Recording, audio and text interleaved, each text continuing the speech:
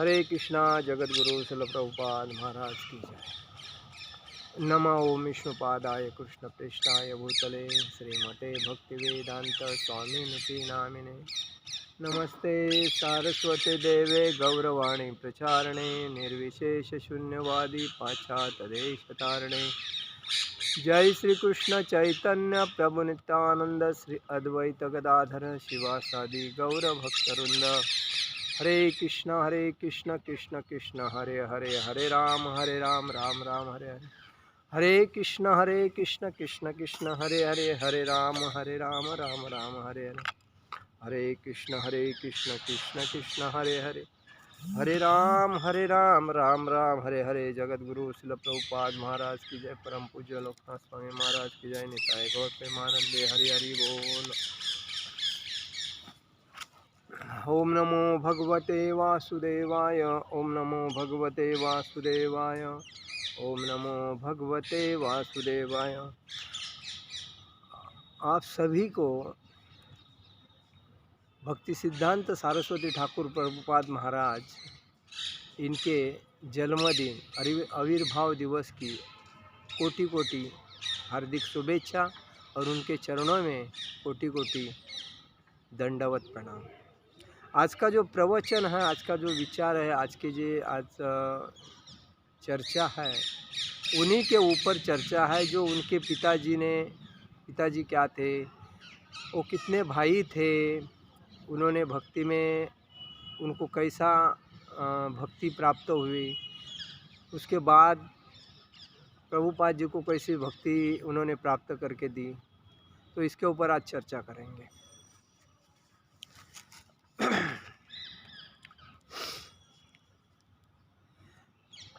चैतन्य महाप्रभु 550 साल पहले जब इस धरती पे आए थे राधा कृष्ण का अवतार लेके, तो उन्होंने राधा कृष्ण का अवतार लेके कलयुग में अगर व्यक्ति को आनंदी और सुखी रहना है तो कृष्ण भक्ति करना चाहिए और हरे नाम संकीर्तन करना चाहिए। हरे कृष्ण कृष्ण कृष्ण हरे हरे, हरे राम राम राम राम हरे हरे। यही हरिनाम संकीर्तन करने से ही आदमी इस कलयुग से मुक्ति पाकर भागवत धाम जा सकता है। ये 550 साल पहले उन्होंने मायापुर में नवद्वीप गांव में प्रकट होके उनको सभी को बताया। तभी मायापुर ये नगरी आध्यात्मिक नगरी थी और कलकत्ता में मायापुर जो है और मायापुर में नवद्वीप जो है वो आध्यात्मिक थी। और उसी वजह से उधर जय श्री कृष्ण चैतन्य प्रभु नित्यानंद श्री अद्वैत गदाधर शिवासादि गौर भक्त वृंद, हे पंचतत्व जो थे वही उनके साथ अवतार हो लेके आए थे। और उन्होंने उनको नित्यानंद महाप्रभु, गदाधर पंडित वगैरह जो उन्होंने उनके आदेशों पे का पालन करके सभी हर जगह पे भक्ति का प्रचार किया। उसके बाद में चैतन्य महाप्रभु ने अपने जो शिष्य बनाए थे, जो छठ गोस्वामी थे, वो छठ गोस्वामी ने को उन्होंने कार्य दिया था कि आप वृंदावन में जाइए। जो वृंदावन ऐसा जगह है जहाँ राधा और कृष्ण वास्तव में रहते हैं और उधर की उनकी जो लीलाएँ जो की है वो लीला को उजागर करना है। मतलब कहाँ कहाँ उन्होंने किया। तभी उन्होंने इधर आके राधा कुंड, श्याम कुंड, कुसुम सरोवर वगैरह जो ऐसे जो मुख्य जो स्थान थे भगवान श्री कृष्ण राधा कृष्ण के जो लीला के स्थान थे उनको उजागर किया। उसके बाद वृंदावन में उन्होंने मंदिर बांधे। उसमें पहला जो मंदिर था तो जो सनातन गोस्वामी ने बांधा था तो राधा मदन मोहन का था। उसके बाद राधा गोपीनाथ का था मंदिर। उसके बाद राधा गोविंद देव जी का था। ये जो मंदिर थे ये पुरातन मंदिर थे जो 550 साल पहले के मंदिर है। उसके बाद में नए नए मंदिर जो हुए हैं वही है जो रूप गोस्वामी ने बांधा है। जो राधा दामोदर जो मंदिर है वो जो रूप गोस्वामी ने बांधा है। उसके बाद अम, अम, जीव गोस्वामी ने बांधा। उसके बाद सनातन गोस्वामी, उसके बाद रूप गोस्वामी, लोकनाथ भट्ट गोस्वामी, अ, परत रूप भट्ट गोस्वामी, ऐसे जो 6 गोस्वामी थे, उन्होंने ये वृंदावन को एक उज्ज्वल बनाया और उसी में राधा और कृष्ण की जो लीला थी वो उजागर की और सबको उन्होंने बुक्स लिख के लोगों को बताया। उन्होंने साक्षात्कार भगवान श्री कृष्ण को देखा है, राधा कृष्ण को देखा है इधर। जो एक टाइम जीव गोस्वामी और रूप गोस्वामी, इनका जो वास्तव्य था ये अक्षरशः उनको सनातन गोस्वामी को, जब सनातन गोस्वामी जब गोवर्धन को परिक्रमा करते थे, तभी वो जब एकदम थक गए थे और उनको ये परिक्रमा नहीं हो रही थी, तभी भगवान श्री कृष्ण ने प्रकट होके उनको कहा कि आप अभी परिक्रमा मत करो, आप आराम करो। तो सनातन गोस्वामी बोलते हैं कि मुझे जमेगा नहीं ऐसा आराम करने को, मुझे परिक्रमा करना ही है ये गोवर्धन को, क्योंकि गोवर्धन ही आप है। तो उन्होंने क्या कहा कि ठीक है, अगर आपकी इच्छा ऐसी है तो मैं आपको शिला देता हूँ, वो शिला को परिक्रमा करो तो आपको कोई टेंशन नहीं है। वो गोवर्धन शिला को 3 परिक्रमा करोगे तो गोवर्धन का एक परिक्रमा हो जाएगा। तो ऐसी जो बात है, तो आज भी वो शिला राधा दामोदर टेम्पल के अंदर है। तो कहने का बात यही है कि जो भक्ति मार्ग में जो भक्ति सिद्धांत सरस्वती ठाकुर आए थे, तो उनके पिताजी जो थे भक्ति विनोद ठाकुर, वो एक्चुअली सरकारी अधिकारी थे, वो जज थे। और जज होने के बाद उनको जो दीक्षा दी थी, जगन्नाथ बाबा जी महाराज से उनको दीक्षा मिली थी। और वो दीक्षा लेने के बाद उन्होंने उनका जो शादी हुआ था तो उनको 10 बच्चे थे। 10 बच्चों में जो पहले बच्चे थे उसमें कोई भी भक्ति में नहीं आ रहा था, इसीलिए उन्होंने भगवान से प्रार्थना की कि मुझे ऐसा एक पुत्र प्राप्त हो जो आपके भक्ति को आगे लेके जाए। तो उनका 10वां जो पुत्र था, वही उन्हें प्राप्त हुआ था। उसके ऊपर हम चर्चा करते हैं। एक प्रमुख न्यायाधीश होने के नाते भक्ति विनोद ठाकुर जिम्मेदार सरकारी अधिकारी थे। वे जगन्नाथ के मंदिर के अधीक्षक भी थे। उन्हें 10 बच्चों के पिता थे। वो 10 बच्चों का दायित्व करते थे। अभी के लोग देखो 1-2 बच्चा जन्म देते हैं और बाद में इंद्रिय तृप्ति बाहर करते हैं और अपनी शक्ति जो है वेस्टेज गंवाते हैं। तो अगर हमारे मन में इच्छा है भोग की, तो हमें ये करना चाहिए कि शक्ति को वेस्ट नहीं करना चाहिए। शक्ति को वापर करके जो पुत्र प्राप्ति होती है उसको भगवान के भक्ति में लाना चाहिए, तो वो शक्ति का सदुपयोग होता है। तो आजकल के जवान जो है वो सदुपयोग नहीं करके दुरुपयोग करके अपने जीवन को एक रोगी बनाते हैं और जीवन जीना एक बीमारी युक्त जीवन जीता है, तो वो गलत लगता है। इसीलिए हमारा कहने का मतलब है कि अगर आपको आनंद आता है उसमें, तो उसका आनंद ले लो, लेकिन उसको व्यर्थ मत गवाओ। तो कहने का मतलब ये है कि कृष्ण भक्ति का प्रचार असाधारण स्फूर्ति के साथ करते थे। वे कृष्ण जो भक्ति विनोद ठाकुर जो थे, वो भक्ति का प्रचार भी इतना ज़ोर से करते थे सरकारी अधिकारी होने के बाद। लेकिन अभी के सरकारी अधिकारी को अगर बोला जाए कि भगवान के भक्त बनो, भक्ति का प्रचार करो, तो बोलेंगे मुझे टाइम नहीं है, इतना काम बड़ा है कि मुझे फुर्सत ही नहीं है, ऐसे बोलते हैं। लेकिन चोरी करने में एक नंबर है। कोई अगर कुछ देता है पैसा वगैरह, तो उसमें कितना भी झूठ बोलो करने के लिए राजी है। ऐसे गद्दार लोग होते हैं अधिकारी अभी। लेकिन भक्ति विनोद ठाकुर जैसे अगर अधिकारी होएंगे तो उससे देश को एक अलग ही नेतृत्व मिलेगा।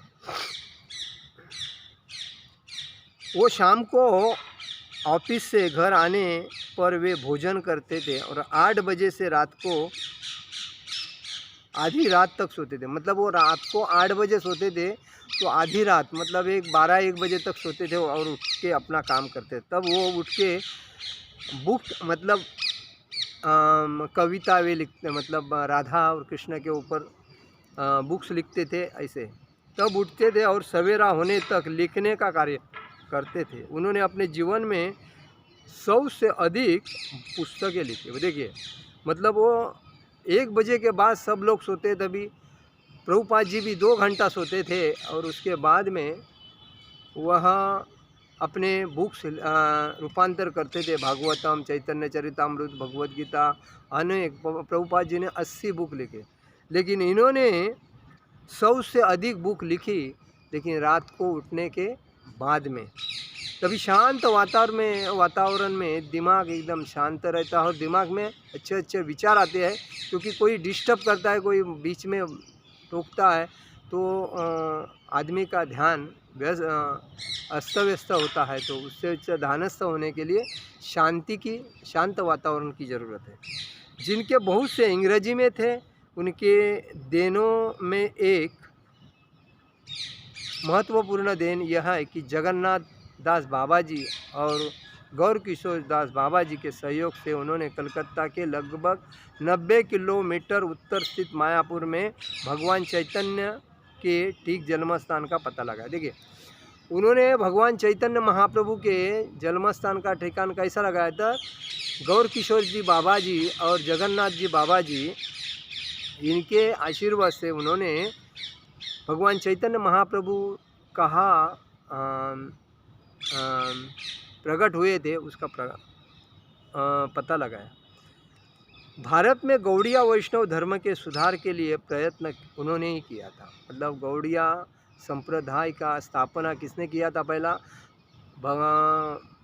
भक्ति विनोद ठाकुर जी ने ही किया था। उन्होंने भगवान चैतन्य से प्रार्थना की थी, आपकी शिक्षा की बहुत अवमानना हुई है, मेरे वश में नहीं है कि मैं उनकी पुनर्स्थापना करूं। मतलब उन्होंने भगवान से प्रार्थना की कि आपकी शिक्षा, आपने जो शिक्षा लोगों को दी थी उसका अपमान बहुत हुआ है और उसको पुनर्स्थापित करना मेरे हाथ में नहीं है। तभी आप और उन्होंने एक पुत्र के लिए प्रार्थना की। तभी उन्होंने भगवान से प्रार्थना की, उसकी स्थापना करने के लिए मुझे एक पुत्र ऐसा दो जो भक्तिमय जीवन जी और आपके भक्ति का प्रचार करिए। तभी उन्होंने एक पुत्र के लिए प्रार्थना की जो उनके प्रचार कार्य के में उनकी सहायता कर सके। तभी 6 फरवरी 1874 को जगन्नाथपुरी में भक्ति विनोद ठाकुर को भक्ति सिद्धांत सरस्वती की पुत्र प्राप्ति हुई। कितना तारीख को? 6 फरवरी 1874 को भक्ति विनोद ठाकुर जी को भक्ति सिद्धांत ठाकुर जी पुत्र प्राप्ति की भक्ति सिद्धांत सरस्वती ठाकुर पुत्र प्राप्ति हुई। तो वैष्णवों ने यही समझा कि यह उनकी प्रार्थनाओं का फल है। जब भक्ति सिद्धांत सरस्वती का जन्म हुआ तो उनकी नाभि नाड़ी ब्राह्मणों द्वारा धारण किए जाने वाले यज्ञोपवीत की तरह गले से लिपटती हुई और छाती पर फैली हुई थी। मतलब जब बच्चा पैदा होता है माँ की कोख से, तभी उसकी नाड़ी जो रहती है वो सीधी रहती है, लेकिन भक्ति सिद्धांत सरस्वती ठाकुर जी की नाड़ी जो थी तो अपने गले को ऐसी राउंड करके रखी और तभी उनका जन्म हुआ था।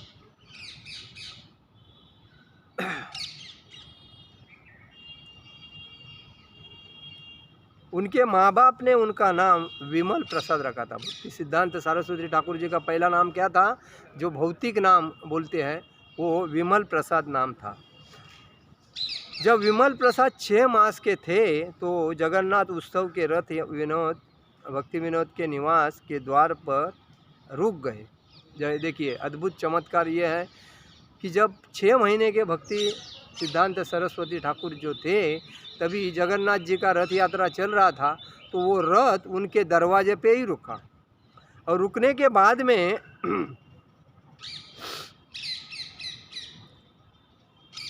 3 दिन तक नहीं चला वो रथ। भक्ति विनोद ठाकुर की पत्नी बच्चे को रथ तक लाई और जगन्नाथ जी के श्री विग्रह के सामने गई। बच्चे ने तत्क्षण अपनी बाहें फैलाई और भगवान जगन्नाथ के चरण छुए। तुरंत भगवान जगन्नाथ जी ने एक माला उनके ऊपर गिरी और वह उत्तम मंगल हुआ। देखिए, जब वो रथ उधर 3 दिन तक रुका था, तभी उनकी माताजी ने उनको जगन्नाथ जी के सामने दर्शन करने के लिए लेके गई, और दर्शन करने के लिए लेके जाने के बाद उनको जब नतमस्तक हुए भक्ति सिद्धांत सरस्वती ठाकुर जगन्नाथ जी भगवान को, तभी ऑटोमेटिक उनके जगन्नाथ जी भगवान के गले से माला टूट के उनके गले में माला गिर गई। ये अद्भुत चमत्कार है, क्योंकि उन्होंने बताया कि ये मेरा दास है, भक्ति का प्रचार करने के लिए आया है, ये अपना काम योग्य रीति से करेगा।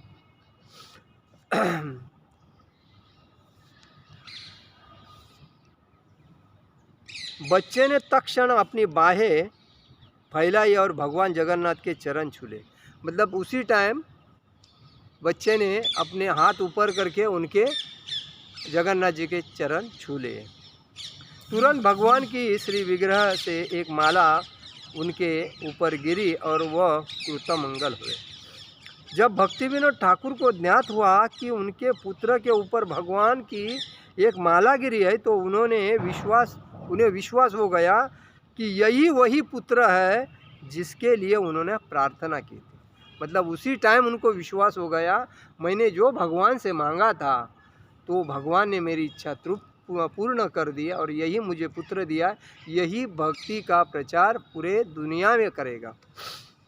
एक दिन जब विमल प्रसाद केवल 4 वर्ष के बच्चे थे, उनके पिताजी ने उन्हें इसलिए हल्की सी फटकार बताई थी कि वे आम बिना उसे भगवान कृष्ण को अर्पित किए खा गए।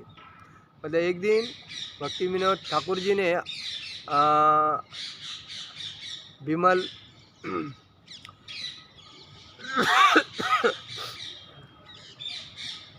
अपने पुत्र विमल प्रसाद को एक फटकार लगाई थी, क्योंकि भगवान को ऑफर के बगैर तुम खाया कैसे। और वो बच्चा, उसको तो मालूम नहीं था ऑफर करना चाहिए, लेकिन उसको मालूम है मेरे अंदर में भगवान का अंश है, भगवान ने मुझे भेजा है, तो मैं अगर खाऊं तो कोई प्रॉब्लम नहीं है। लेकिन उन्होंने जब फटकार उसको लगाई तब उसने जिद्द कर दिया, इसके आगे मैं कभी नहीं खाऊंगा ऐसा। तो आम बिना उसे भगवान को अर्पित किए खाए थे। मतलब कभी भी कोई आदमी ने कुछ भी अपने घर में कोई सप्रेम भेंट देता है, कोई स्वीट लाता है या कोई पदार्थ बनाता है, तो भगवान को प्रथम ऑफर करना चाहिए। कोई बाहर से हम लोग फ्रूट वगैरह लाते हैं, तो भगवान को पहला ऑफर करना चाहिए तुलसी पत्र रख के, और उसके बाद 15 मिनट के बाद में हम उसको ग्रहण कर सकते। बिना ऑफर करके अगर हम खाते हैं तो वो महापाप है, वो खाते ऐसा तो पापी हम बन जाए। तो उससे बेटर है भगवान जो भी कोई काम करते हैं, कुछ भी करते हैं, कोई चीज़ लाते हैं, खाने की हो, आनंद की हो, और कोई भगवान को ऑफर करो, क्योंकि भगवान उसको कुछ अपने लिए लेते नहीं हैं। वो खाली यही चाहते हैं कि आपकी भावना क्या है, आपका भाव क्या है। आप मुझे चाहते हैं कि मेरे ऊपर खाली वो ऊपर प्रेम करते हैं। तो वो जो चाहने की जो इच्छा है, वो तृप्त करने के लिए भगवान को ऑफर करना जरूरी है। और ऑफर करने के बाद वो जब आप कहते हैं तो वो प्रसाद हो जाता है, उसका रूपांतर प्रसाद में रूपांतर होता है, और वो आपके शरीर को आनंद प्राप्त करके देता है। और इसीलिए हमें कोई भी चीज़ भगवान को ऑफर करके लेना चाहिए। उसके बाद में विमल प्रसाद ने यद्यपि तब वे केवल बच्चे थे, इसे भगवान के प्रति अपना अपराध माना और उन्होंने फिर कभी भी आम न खाने की सौगंध ली। जब पिताजी ने उनको बताया मारा कि एक फटकार, तो उसके बाद में उसने इच्छा प्रकट की कि इसके आगे मैं लाइफ में कभी आम खाऊंगा नहीं, और उसने कभी भी आम नहीं खाया। इस सौगंध का निर्वाहन उन्होंने आजीवन किया, मतलब पूरे जीवन भर उन्होंने कभी आम खाया ही नहीं। देखो, बच्चे जिद्दी होते हैं, लेकिन माँ बाप को भी समझना चाहिए जो जिद्दी बच्चा है तो हमें उसका कैसा उपयोग करके लेना चाहिए।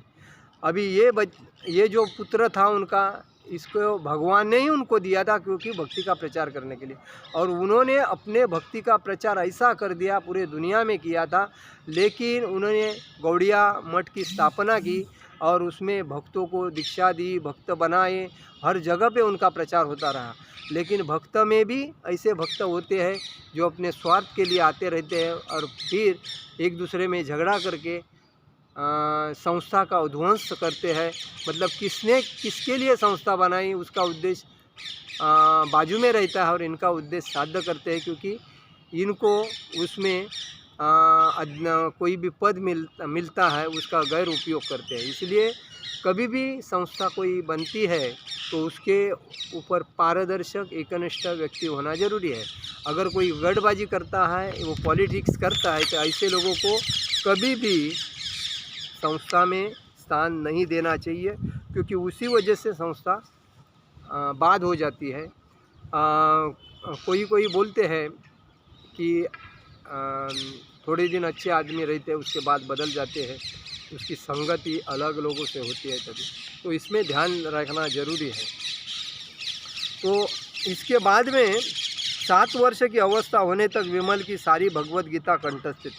7 वर्ष होने के बाद विमल प्रसाद की भगवत गीता के श्लोक पूरे उसके ध्यान में थे, मतलब कितने होशियार थे,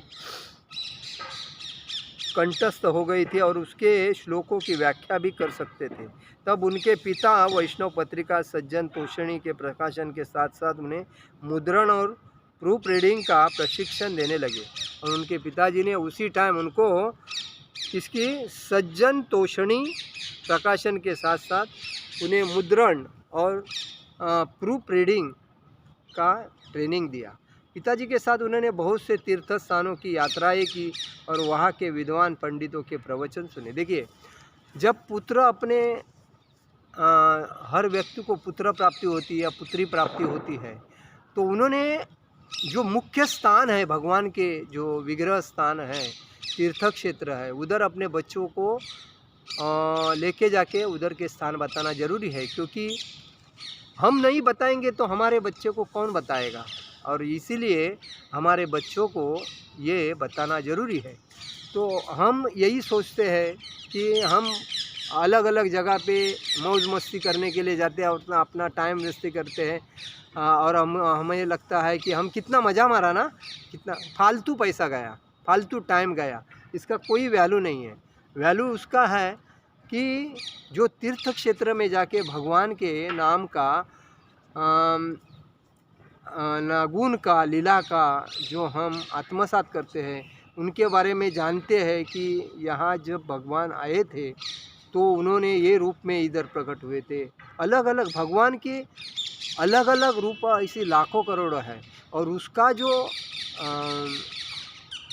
दर्शन लेके आनंद लेना, यही जीवन का सुखमय आनंद जीवन है। तो उसमें हमें आनंद मिलता है, तो उससे ज़्यादा आनंद क्या है। और उधर के जो पंडित रहते हैं, साधु रहते हैं, संत रहते हैं, तो उनके भी प्रवचन सुनना जरूरी है, विद्वान पंडित। छात्र के रूप में विमल को पाठ्य पुस्तकों के स्थान पर अपने पिता की लिखी पुस्तकें पढ़ना अधिक पसंद है।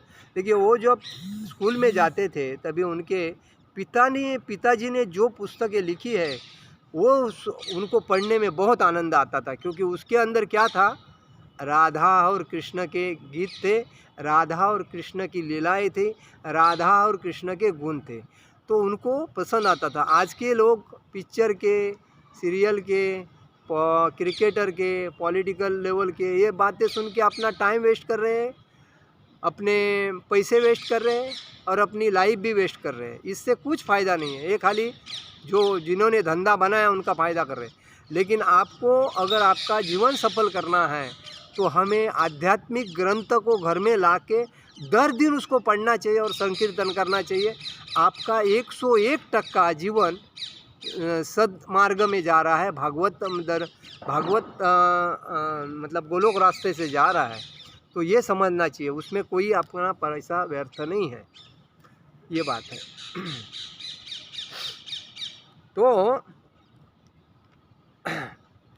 25 वर्ष की अवस्था प्राप्त करने तक वे संस्कृत, गणित और खगोल विज्ञान के निष्णात हो गए।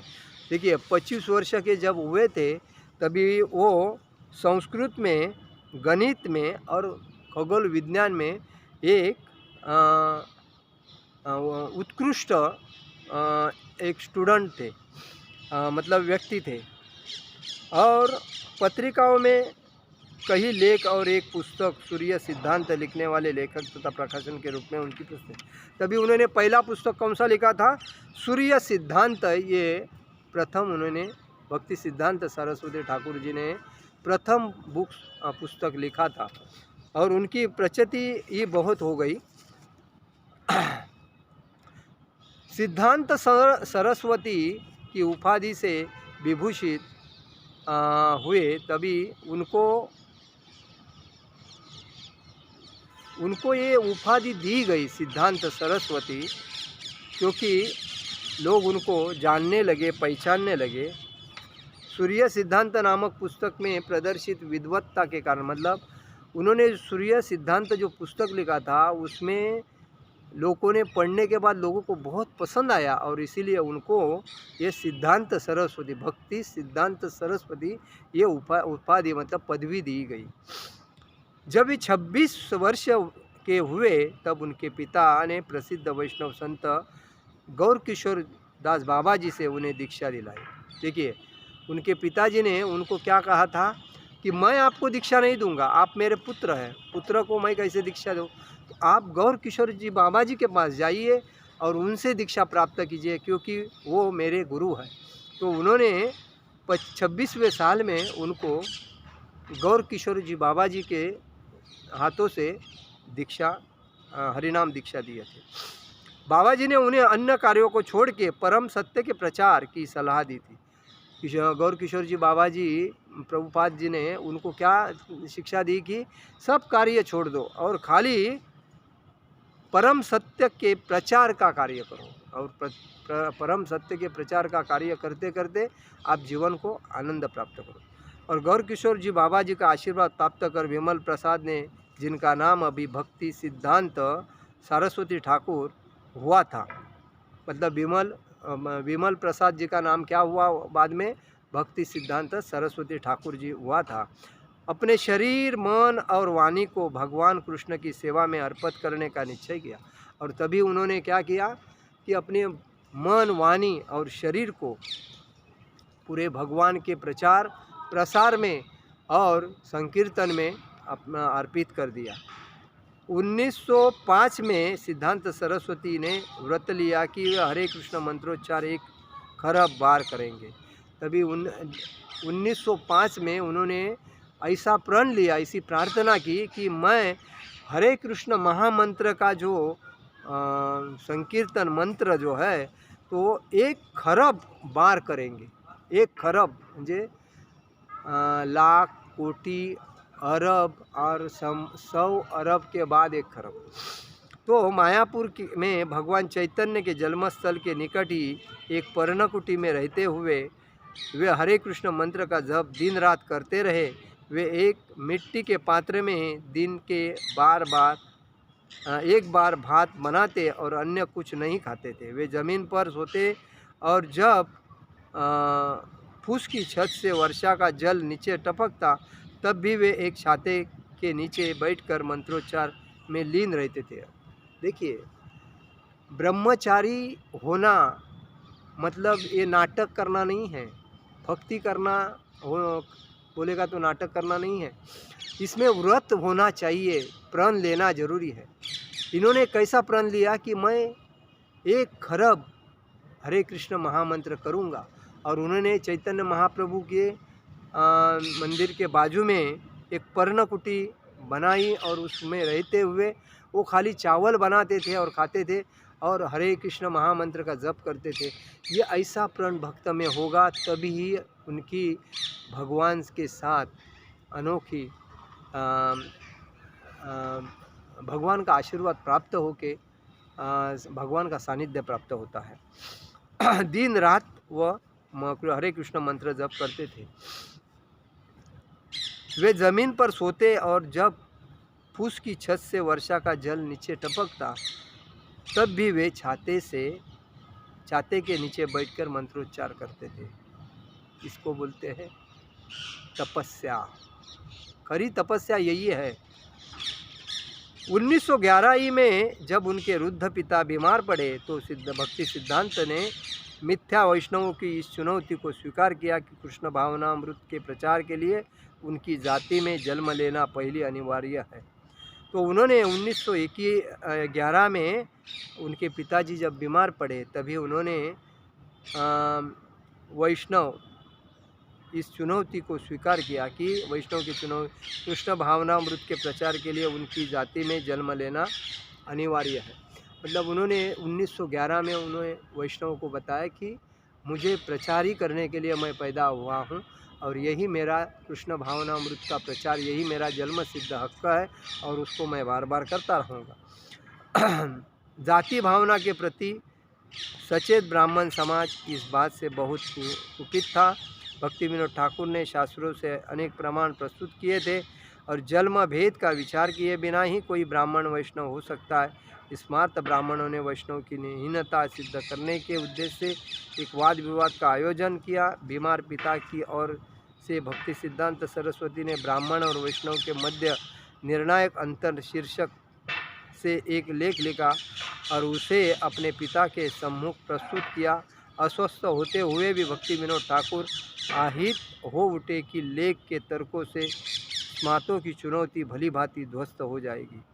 मतलब कहने का मतलब यह है कि ब्राह्मणों ने तभी एक्शन लिया था कि ऐसा थोड़ा हो सकता है कि तुरंत कोई भक्त, मतलब देखिए ब्राह्मणों को इसके बारे में जानकारी नहीं थी। ब्राह्मण ये है आध्यात्मिक भक्ति का प्रचार करने के लिए भगवान का पार्षद होता है। लेकिन ये जो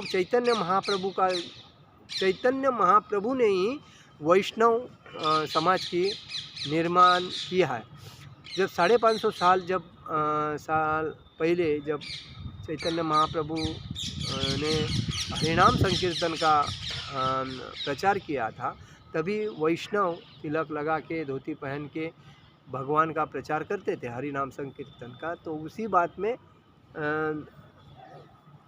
ये जगन्नाथ सुभद्रा बलदेव उनका भी प्रचार होता था। तो यही बात है कि ब्राह्मण लोगों ने अपना अस्तित्व उद्ध्वस्त नहीं होना चाहिए, इसलिए एक्शन होने के बाद में उसमें कुछ अलग अलग विचार मांडे। लेकिन भक्ति सिद्धांत सरस्वती ठाकुर जी ने कृष्ण भावना भावित भक्ति का प्रचार जो है वो दिल लगा के किया और उन्होंने बाद में गौड़िया मठ की स्थापना की। गौड़िया मठ में स्थापना करने के बाद में लोगों को मालूम पड़ गया गौड़िया वैष्णव परंपरा जो क्या है। तो उन्होंने बाद में जर्मन में, इंग्लैंड में भक्ति का प्रचार किया। उन्होंने भक्त बनाए प्रदेश में, इंडिया में, और हर जगह पे हरिनाम संकीर्तन होता था, भक्ति का प्रचार करता था। लेकिन कहीं उनके गौड़िया मठ में थोड़े से जो भक्त थे उन्होंने गलत काम किया था, क्योंकि वो स्वार्थ के बेसिस पे ये मेरी जगह है, ये मेरा, ऐसा करने के बाद उधर विध्वंस हुआ।